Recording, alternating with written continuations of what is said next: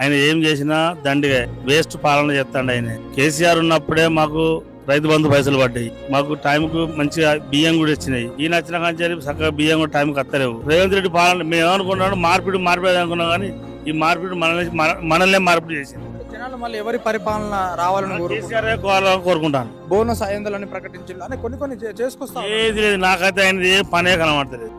ఆయన ఏ పని కనబడతలేదు, ఆయన ఏం నచ్చలేదు నాకు. కేసీఆర్ ఉన్నప్పుడే టైం ఇవాళ మనం 11 నెలల పైసలు కావాలి, 11 నెలల పైసలు వేసిండు ఆయన. వింటారా, జూన్ లో పైసలు అంటే జూన్ లో పైసలు వేసిండు వ్యవసాయానికి. ఇది ఏమి లేదు, నేను దున్నునికి వేస్తా దున్నునికి వేయాలంటే ఏమన్నట్టు.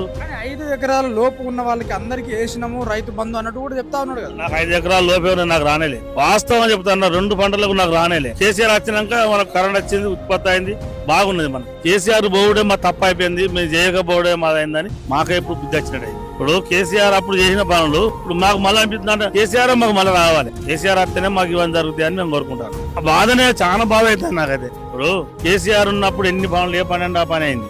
ఇప్పుడు కేసీఆర్ వెళ్ళిన తర్వాత ఏ పని అయితే ఏం లేదు. ఇది రైతు బంధువు లేదు, ఏది లేదు. ఇప్పుడు మన ఏంది, ఇప్పుడు ఈ పైసలు పడితేనే లేవు, 100 రూపాయలు పైసలు పడతలేవు. కేసీఆర్ ఉన్నప్పుడు బరాబర్ టైం పడ్డాయి.